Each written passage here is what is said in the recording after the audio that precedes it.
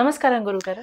సమస్త సన్మంగళాని భవంతు, నిత్య శ్రీరస్తు, నిత్య సన్మంగళాని భవంతు. ధన్యవాదాలు గురువుగారు. గురువుగారు, మిథున రాశి వారి యొక్క అక్టోబర్ మాసం మొదటి పక్ష ఫలితాలు ఎలా ఉన్నాయో చెప్తారా? తప్పకుండా. దాదాపుగా మిథున రాశి వారికి దాదాపుగా ఈ పక్షం కొద్ది ఇబ్బంది పెట్టే పక్షం అని చెప్పవచ్చు. ఎందుకు గురుగారు అందరికి అలాగే కనబడుతుందా? మేషరాశి వారికి అలాగే అన్నారు. వృషభ రాశి కొద్దిగా బెటర్ గా ఉంది. మిథున రాశి వారికి అంటే ఫస్ట్ వీక్ కొద్దిగా పర్వాలేదు. అందరికీ దాదాపుగా అక్టోబర్ మాసంలో ఫస్ట్ వీక్ పండగ సంబంధంలో అంటే పండగ సంబంధ విషయాల్లో కొన్ని బాగుండదు తప్ప రెండో వారం దెబ్బ బాబడుతుంది. అంటే ఉద్యోగులకి ఒత్తిడి కానివ్వండి, ప్రయాణంలో ఒత్తిడి కానివ్వండి, ప్రమాదంలో పడే అవకాశాలు. అంటే ఈ మొదటి పక్షాన రెండో వారం దాదాపుగా ఈ రాశి వారికి ఏమాత్రం అనుకూలంగా లేదు. అంటువ్యాధులు ప్రబలే అవకాశాలు ఎక్కువగా ఉన్నాయి. తర్వాత వీళ్ళకి ఉదర సంబంధ అనారోగ్యాలు వచ్చే అవకాశం ఉంటుంది. వీసా సంబంధ ప్రమాదం ఎక్కువగా ఉంటుంది. అంటే ఈ యొక్క అందరూ అనుకుంటారు ట్రంప్ యుఎస్ఏ అనుకుంటారు.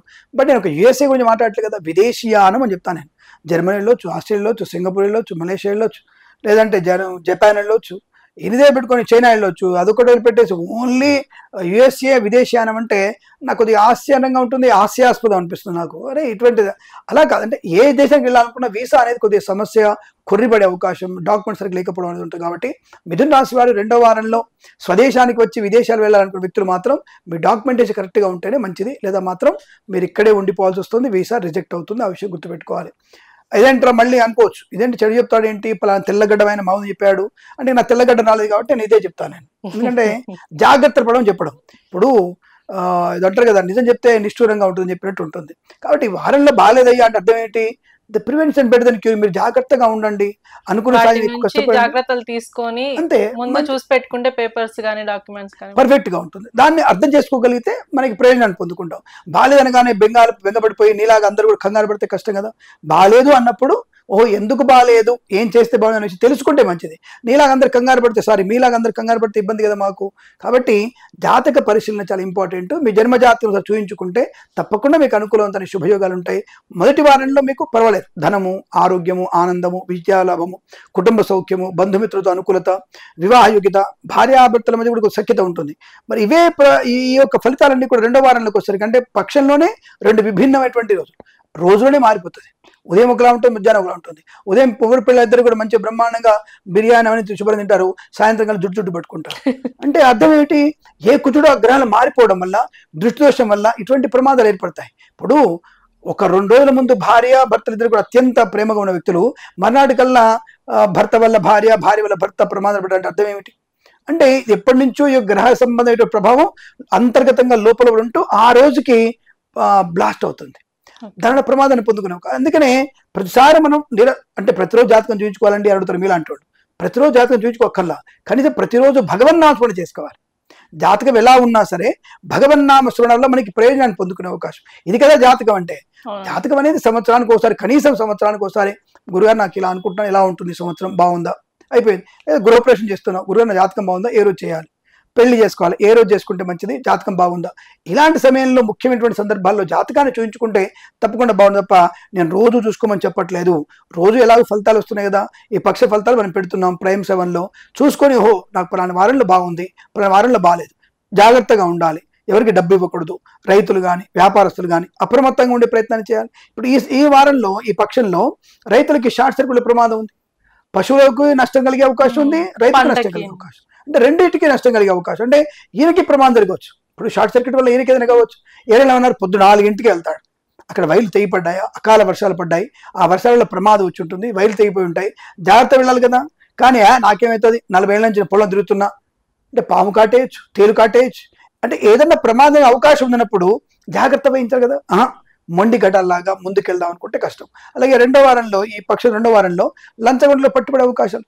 మొదటి వారం పర్వాలేదు, కష్టమో నిష్ఠూరమో లాభాన్ని పొందుకుంటారు, ప్రశాంతంగా ఉంటారు, ఉద్యోగ లాభం ఉంటుంది, విద్యా లాభం ఉంటుంది, ధనయోగం ఉంటుంది, పురోహితులకు కానీ వేద పండితులకు కానీ మంచి లాభాలు ఉన్నాయి. లాటరీ వల్ల జూదం వల్ల నష్టం ఉంది కానీ షేర్ మార్కెట్లో లాభాలు ఉన్నాయి, మంచిదే పెట్టుకోవచ్చు. కానీ రెండో వారంలో share market, speculation, communities, crypto currency, bitcoins, లాటరీలు, జూదం, నష్టం. సో అలాగే సోదరుల మధ్య వ్యతిరేకత, కుటుంబ సభ్యుల వ్యతిరేకత, కోర్టు వివాదాలు ఇబ్బంది కలిగించడం, లేనిపోయిన అనవసరపు అనుమానాలు పెంచుకోవడం, ఇతరుల వల్ల ప్రమాదాన్ని కొని తెచ్చుకోవడం. దాని ఒక రకంగా ఏంటంటే నోటి దురుస్తనం.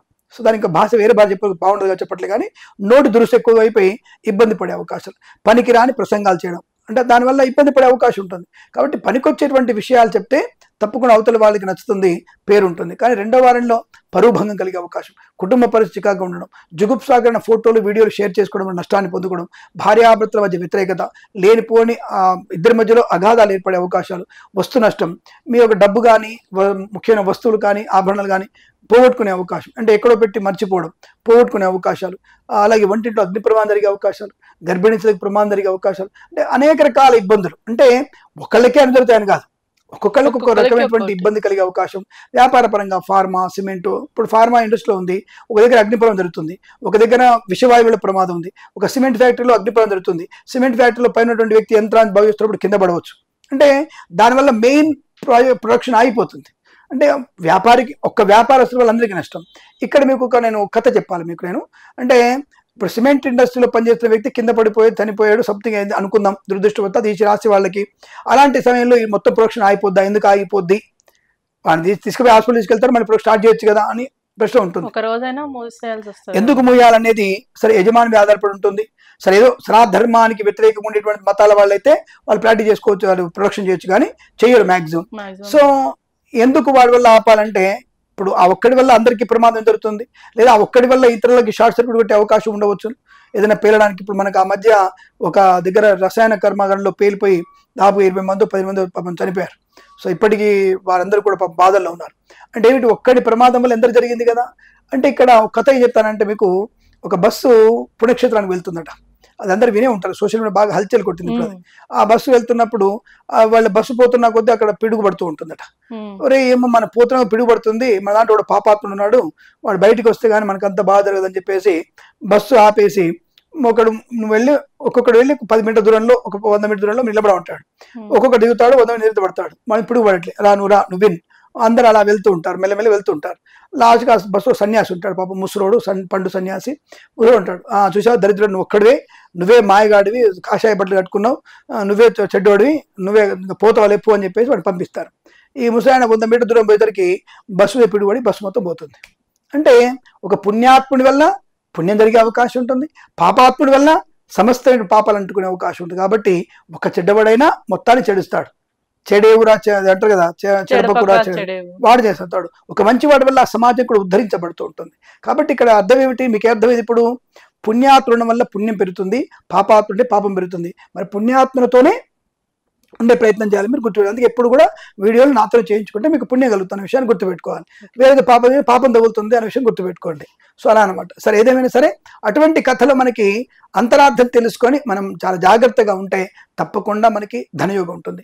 ఈ వారంలో మనకి పక్షంలో ఉన్నటువంటి రెండో వారం ఉన్నటువంటి ఇబ్బందులన్నీ అధిగమించడానికి భగవత్ కృపా కటాక్షాలు తప్పకుండా కావాలి. తల్లిదండ్రుల యొక్క ఆశీర్వచనం కావాలి. అధికంగా పెట్టుబడులు పెట్టకూడదు, కన్సల్టెన్స్ మీద ఆధారపడకూడదు, మ్యారేజ్ బ్యూరో నుంచి వచ్చే విషయాలు పత్తిగా ఆలోచించుకోవాలి, వెనక ముందు ఆలోచించి ముందుకు వెళ్ళాలి. ఇలా అన్ని రకాల ప్రయోజనాలు పొందుకొని జాగ్రత్తలు పాటిస్తే ఆ వారం మొత్తం కూడా అనుకూలంగా ఉంటుంది. బట్ ఏదేమైనా ఈ రాశి వారికి ఈ పక్షంలో రెండో వారంలో ఏమాత్రం కూడా అనుకూలంగా లేదు. మొదటి వారంలో ఏదో నామమాత్రపు శుభయోగాలు మాత్రమే ఉన్నాయి. విద్య, ఉద్యోగ, వ్యాపార, కన్స్ట్రక్షన్, రియల్ ఎస్టేట్, మద్యపానం, హోటల్, ఇంటీరియర్, ఎక్స్టీరియర్, ఫర్నిచర్, గాజు పరిశ్రమ కానీ, ఆటోమొబైల్, ఎలక్ట్రికల్ వ్యాపారంలో కానీ, విద్యాలయ, వ్యాయామ, చిట్ ఫండ్, ఫైనాన్స్ వ్యాపారంలో కానీ అన్ని రకాల విషయాల్లో అప్రమత్తంగా ఉండే ప్రయత్నం చేస్తూ అధిక పెట్టుబడులు పెట్టకుండా, కొత్త వాళ్ళని అతిగా నమ్మకుండా మన జాగ్రత్తలు మనం పాటిస్తూ అప్రమత్తంగా ఉండే ప్రయత్నం చేస్తే భగవన్నామస్మరణ వల్ల తప్పకుండా ఈ రాశి వారు గురుగ్రహ అష్టోత్తరాన్ని చదువుకోవడం చాలా మంచి శుభ ప్రయోజనాన్ని. నేను చెప్పేది భగవద్గీత, ఎప్పుడైనా సరే భగవద్గీత పారాయణ చేయండి, చాలా మంచి శుభ ప్రయోజనాన్ని పొందుకునే అవకాశం బలంగా ఉంటే తెలియజేసుకుంటూ శుభమస్తు. ధన్యవాదాలు గురువు గారు.